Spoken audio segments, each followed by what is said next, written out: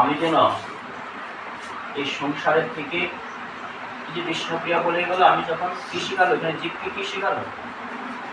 জীবকে শিখালো এটাই যে যেখানে থেকে গৌরে সাধন ভজন করিবে, চোখ বন্ধ করে সেটাই দর্শন করে।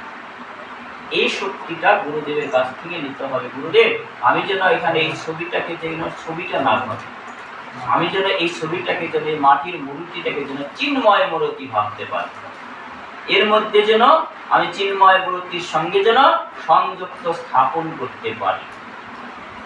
আমরা দেখতে পাচ্ছি একটা ছবি, এটা কিন্তু ছবি নয়, হ্যাঁ, এটা হচ্ছে চিন্ময় মূর্তি। যেহেতু দেহের প্রতিপালন করার জন্য প্রতিটি জীবকে কর্তব্য কর্ম করতে হয়, তাই সমাজে বর্ণ এবং আশ্রম অনুসারে ভিন্ন ভিন্ন স্তরে জীবের জন্য ভিন্ন ভিন্ন কর্তব্য কর্ম নির্ধারিত করা হয়েছে, যাতে তাদের উদ্দেশ্যগুলো যথাযথভাবে সাধিত হয়। যজ্ঞ বলতে ভগবান শ্রীকৃষ্ণকে বোঝায়, তাই তাকে প্রীতি করার জন্য সমস্ত যজ্ঞের অনুষ্ঠান করা হয়। আমরা দেবদেবীর পূজা করি কিসের জন্য? নিজের স্বার্থের জন্য, তাই না? সরস্বতী পূজা করি বিদ্যা লাভের জন্য, নিজের স্বার্থ। লক্ষ্মী পূজা করি ধনসর্যের জন্য, স্বার্থ। কিন্তু বিষ্ণুর উদ্দেশ্যে যাহা কিছু দান করা হয়, যাহা কিছু নিবেদন করা হয়, শুধু এই জন্মে নয়, জন্মে জন্মান্তরে সে দেওয়া হয়। বিদ্যা কতদিন থাকে? যতক্ষণ পর্যন্ত আপনার দেহের রক্ত মাংস গরম আছে, চোখের পাওয়ার আছে, ততদিন পর্যন্ত আপনার কাছে বিদ্যা আছে। আপনার চোখের পাওয়ার চলে যাবে, বিদ্যা আপনার কাছে পালিয়ে যাবে। এমন একদিন আসবে আপনি কলম দিয়ে নিজের নামটা লিখবেন, সেটাও পারবেন না। হয়ে গেল, কি যেন নাম লিখছিলাম, হ্যাঁ, হচ্ছে না। কিন্তু এমন একদিন আসবে নিজের নামটা নিজে ভুলে যাবে, আমার নাম জেনে কি বলতে পারবে না। কিন্তু যদি একবার কৃষ্ণ নামের আশ্রয় করতে পারে, কৃষ্ণ নামের কান্ডারি হতে পারে, হা নিতাই হা গৌর বলে যদি কাঁদতে পারে, শুধু এই জন্মে নয়, জন্মে জন্মান্তরে সেই বিদ্যা তার সঙ্গে থাকে। এই বিদ্যা কোনোদিনও ক্ষয় হতে পারে না। সমস্ত বিদ্যার মহারাজ হচ্ছে ধনবিদ্যা, অর্থাৎ কৃষ্ণ ধনের বিদ্যা। এই বিদ্যা হচ্ছে জন্ম জন্মান্তরের মহাবিদ্যা। তাই যজ্ঞ বলতে ভগবান শ্রীকৃষ্ণকে বোঝায়, তাই তাকে প্রীতি করার জন্য সমস্ত যজ্ঞ অনুষ্ঠান করা হয়। বেদে বলা হয়েছে যজ্ঞ বৈব বিষ্ণু। তার ফলে আমরা জানতে পারি যে নানা প্রকার আচার অনুষ্ঠানের মাধ্যমে যজ্ঞ করা সরাসরি হয় ভগবান শ্রীকৃষ্ণের সেবা করার পরিণামে। এই দুটি অনুষ্ঠানের ফলে একই উদ্দেশ্য সাধিত হয়। এই যে বললাম, একটু আগে তো বলে গেলাম, ভগবানকে নিবেদিত প্রসাদ যদি আমি সেবা করার পরে ভাগাড়ে ফেলে দিই, এটা কিন্তু সবাই পেল, শুধু আমি প্রসাদ পেলাম না, কুকুর বিড়াল কীট পতঙ্গ বৃক্ষাদি সবাই কিন্তু প্রসাদ পেল। সেই সংসারটা যদি কৃষ্ণ প্রসাদে তৈরি করতে না পারি, আর কখনো এই মানব জন্ম আর হবে না। এই কুকুর বিড়ালের দেহ দিয়ে আবার পৃথিবীতে পাঠাবে। আমি যেমন আচরণ করব, যেমন কর্ম করব, তেমন একটা দেহ প্রাপ্ত হব। আর যদি আমি ভগবানের শরণাগত হয়ে, গুরুদেবের শরণাগত হয়ে আমি গৌর গোবিন্দের সেবা করি, অবশ্যই ভগবান আমাকে আবার যদি মানব কোলে পাঠায়, মাতৃগর্ভে থেকে আমি ভক্ত সঙ্গ করে ভক্ত হয়ে পৃথিবীতে আসতে পারি। এই শ্লোকে আমরা বলতে পারি, কৃষ্ণ ভাবনা চর্চা করার জন্য আমরা যে কর্তব্য কর্ম করি তা হচ্ছে যজ্ঞ। বর্ণাশ্রমে ধর্ম উদ্দেশ্য হচ্ছে ভগবান শ্রীকৃষ্ণকে তুষ্ট করা। বর্ণাশ্রম চরাব্রত পুরুষাঙ্ক পূর্ণবান বিষ্ণু আরাধ্য, অর্থাৎ তাই বিষ্ণুকে সন্তুষ্ট করার জন্য কেবল কর্তব্য কর্ম করা উচিত। এছাড়া এই সমস্ত কর্ম আমাদের জড়জগতের বন্ধনে আবদ্ধ করে রাখে। সেই কর্ম সতী হোক আর অসতী হোক, ভালোই হোক আর খারাপই হোক, সেই কর্মের ফল আমাদের জড় বন্ধনে বেঁধে রাখে। ভগবানকে ব্যতি রেখে, ভগবানকে বাদ দিয়ে যে কর্ম করা হয়, এই কর্ম কখনো মুক্তি হওয়ার নয়। তাই শ্রীকৃষ্ণকে অর্থাৎ শ্রীকৃষ্ণকে তুষ্ট করার জন্য কর্তব্য কর্ম করতে হয়। এইভাবে যে ভগবানের সেবা পরায়ণ করেছি, সে আর কখনো জড় বন্ধনে আবদ্ধ হন না। এই সংসারটা কার? আমাকে বললে আমি বলে দেবো আমার সংসার। এই পুত্রটি কার? আমার পুত্র। এই স্ত্রীটি কার? আমার।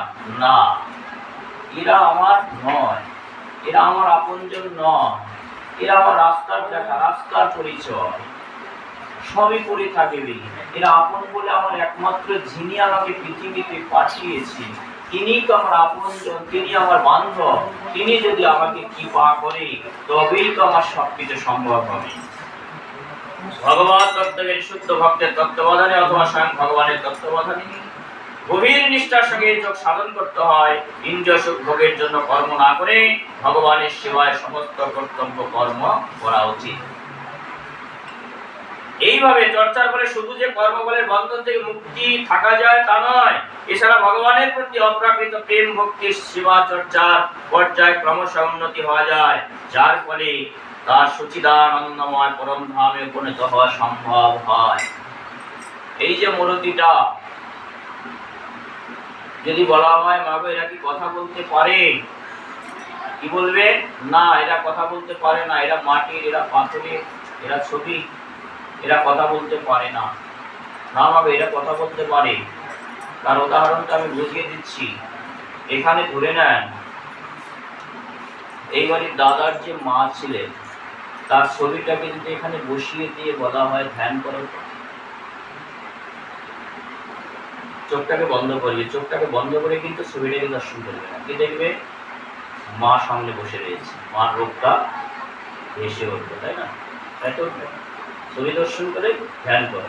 এবার চোখ বন্ধ করেই কিন্তু 5 বছর হোক 10 বছর আগে যে যতদিন আগে হোক না কেন সেই রূপটা কিন্তু ভেসে উঠবে। ধ্যান কি?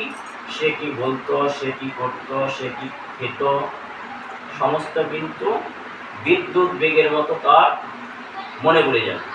মনে পড়া শুধু মনে পড়া নয়, চোখ দিয়ে ঝরঝর ঝরঝর ঝরঝর করে জল করতে শুরু করবে। শুধু তাই নয়, যে নাকি পৃথিবীতে নেই তাকে রাত্রিতে স্বপ্নেও দর্শন করি, তার সঙ্গে কথোপকথন হয়। হয়তো এটা তো সব। তাহলে এটাও ছবি, এটাও ছবি। আমার এই ছবিটা দেখে তো এই ভাব হচ্ছে না, এই প্রেম হচ্ছে না। আমার মায়ের ছবি দেখে আমার এই ভাব হলো, আমার চোখের বাড়ি ধারা বয়ে যাচ্ছে, আমার অন্তরটা কাঁদছে। তাহলে আমার এই ছবিটা কি হলো আর এই ছবিটা কি হলো? ছবি তো দুটোই হয়ে গেছে। কেন? আমার মাকে আমি ভুলতে পারছি না, তিনি আমার জন্মদাতা মা, আমার আপনজন ছিল, তাই আমি ভুলতে পারছি না। কিন্তু আমার গৌরহরি, আমার ভগবান আমাকে পৃথিবীতে পাঠিয়েছে, দায়িত্ব নিয়ে পাঠিয়েছে। আমি কখন একে চিনতে পারিনি, একে বুঝতে পারিনি, তাই আমাকে একে দেখে আমার চোখের জল পড়ে না, এবং রাত্রিতে আমি গৌরহরিকে দর্শনও করি না।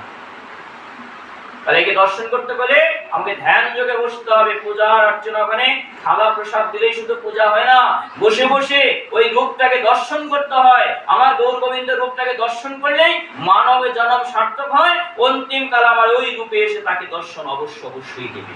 এই যোগটা গুরুদেবের মাধ্যমে তৈরি করতে হবে। এই যোগেই যাওয়া যাবে, মানব জন্ম সার্থক হবে। তাই আমরা বলি নামযজ্ঞ অনুষ্ঠান, শ্রীবাস অঙ্গনে নামযজ্ঞ অনুষ্ঠান।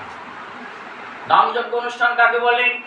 বছরান্তে একবার কীর্তনিয়া নিয়ে আসলাম বাড়িতে, হই হল্লা বলে নাম কীর্তন করলাম 2 দিন বা 3 দিন বা 7 দিন, আর বছরে একবারও হরির নাম করলাম না, হরি বলে বললাম না, কৃষ্ণ নাম করলাম না। ওটাকে কি বলছে? নামযজ্ঞ অনুষ্ঠান? না, ওটাকে নামযজ্ঞ অনুষ্ঠান বলেনি। নামযজ্ঞ অনুষ্ঠান হচ্ছে যে দেহের মধ্যে সদা সর্বক্ষণ কৃষ্ণ কৃষ্ণ কৃষ্ণ কৃষ্ণ রাধে রাধে উচ্চারণ হয়, সদা সর্বক্ষণ দিবানিশি। এবার দিনের বেলায় করছি, রাত্রিবেলায় কি করে হবে? এটা আবার কোন কথা হলো? রাত্রিতে তো আমি ঘুমিয়ে থাকি, তাহলে আমার নাম আমি কি করে বলবো? রাত্রি তো আমার নাম উচ্চারণ হয় কি করে? শয়নকালে যদি শোবার সময় যদি আমার গৌরহরিকে, আমার গোবিন্দকে, আমার গুরুদেবকে স্মরণ করে যদি বলতে পারি, গুরুদেব আমি তো শয়নে যাচ্ছি। শয়ন মানে কি? অর্ধ মৃত্যু, তাই না? অর্ধেক মৃত্যু। কিছু কিছু মানুষ আছে তাকে নিয়ে চলে গেল, সে বুঝতে পারে না, তাহলে ওটা অর্ধেক মৃত্যু, তাই না? এই অর্ধ মৃত্যু কালে যদি আমি আর ফিরে না আসতে পারি, দিনের